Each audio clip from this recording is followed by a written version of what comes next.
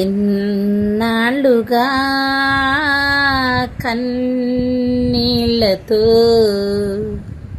ఉన్న బిడ్డనమ్మా, కన్న బిడ్డనమ్మా, గుండెలోన నన్ను దాచుకోమ్మా.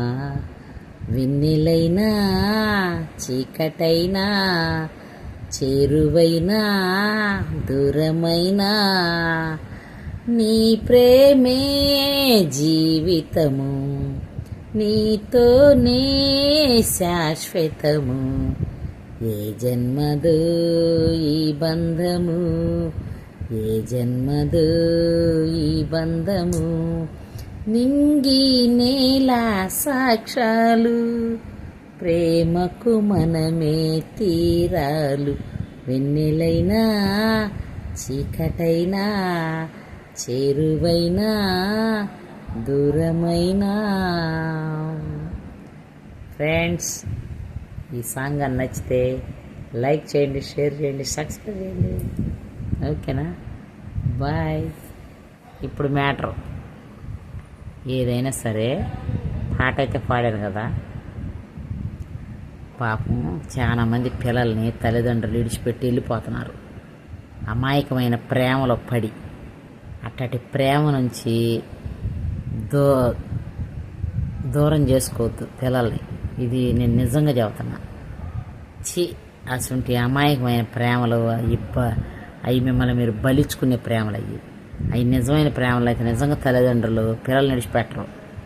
ఇసలకి ఒక ఆడపిల్ల అయినా ఒక మగోడైనా సరే, పిల్లలు పుట్టినాక వేరే వాళ్ళంక చూసి వెళ్ళిపోవటాలు, అవి లేపుకొని పోవటాలు అవన్నీ చేశారనుకో, అవి మీకు శాపాలే తగులుతాయి.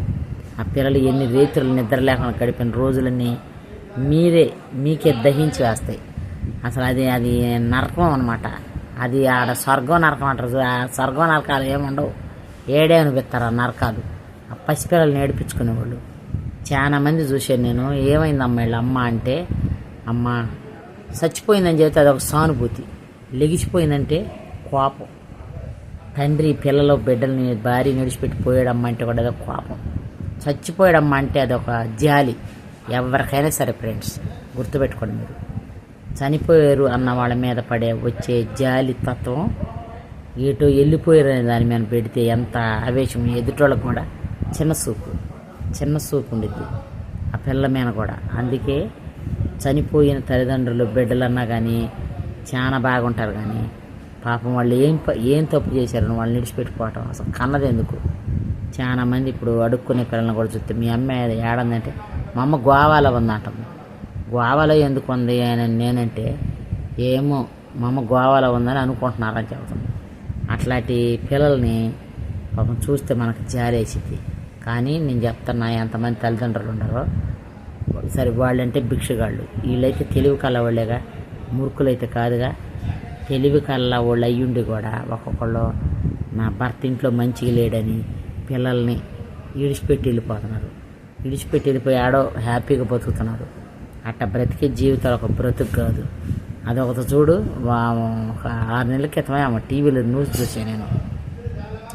నీకు భర్త అంటే ఇష్టం లేదు, పిల్లోడిని తీసుకుపోయిందని నీకెంత హక్కు ఉంటుందో ఆయన మీద, ఆ పిల్లోడి మీద కూడా హక్కు ఉండేది కదా.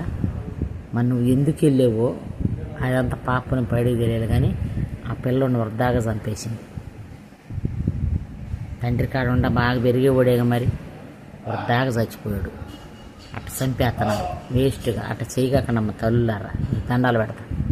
పసిపిల్లలను వాళ్ళు 100 ఏళ్ల జీవితాలను ఎందుకు నాశనం చేస్తారు ఆవేశంగా? ఈ రకంగా మీరు దయచేసి ఇంకొకసారి ఏ తల్లిదండ్రులు సరే అట్టా కానీ ఎవరైనా మన ఇరుగు పొరుగుళ్ళు ఉంటే, నా భర్త మాట వింటలేదు అది ఇదని చెబితే మనకి వాళ్ళని మారస్తానికి ప్రయత్నించండి, కానీ వాళ్ళని ప్రోత్సహించడానికి ప్రయత్నించకండి ఫ్రెండ్స్. ఎందుకంటే పిల్లలు ఉండారే, వాడు కొట్టినా తిట్టినా తాగుబోతుడైనా ఏదో ఒక ముద్ద పెడితే పడి ఉంటాడు. బిడ్డలను చూసుకో, ఇయ్యాల ఇప్పుడు రెక్కలిచ్చేవనుకో వాళ్ళు నిన్ను చూస్తారే అని తెలివితేటలు చెప్పండి. వాళ్ళని ప్రోత్సహించి, అవునే వీటితో పడలేవు, ఎటొకటి వెళ్ళిపోండి ఇటు చెప్పగాకండి. చెప్పామనుకో వాళ్ళకి పక్కెళ్ళోళ్ళు కూడా చేస్తున్నారు, అదే ధ్యాసలో పడిపోతారు. అట్ట కాకుండా ఫ్రెండ్స్, మీరు మంచి మాటలు చెప్పండి ఇరుగు పొరుగమ్మకి. చెప్పి వాళ్ళని ఒక కాపరని ఒక దాటి మీద తేవాలి, కానీ వాళ్ళని విడదీయడానికి కూడా ప్రయత్నించకండి. నా యూట్యూబ్ ఛానల్ ఎంతమంది అయితే చూస్తున్నారో చూసిన వాళ్ళు అట్టాటి మీ ఇరుగు పొరుగులు పక్క ఇంట్లో వాళ్ళకి ఎదురింటి వాళ్ళకి కూడా ఎవరికైనా తెలిసినా, నీకెక్కడని తెలిసినా చెప్పడానికి ప్రయత్నించు, నచ్చ చెప్పడానికి ప్రయత్నించు, తాగుబోతే మార్చుకోవేనని చెప్పి. అట్ట కూడా మారనోడు వాడు కఠినుడు, వాడికి తాగుబోతు మీద పిచ్చి ఉంది, పిల్లల మీద లేదు, పిల్లల మీద లేదు అంటావా? నువ్వు కష్టం చెయ్యి, నువ్వు పోషించు పిల్లల్ని. వాళ్ళే ఒక రెక్కలు వచ్చినాక సమాజంలో యాల్వి ఉండిద్ది నీకు, నీ పిల్లలకి.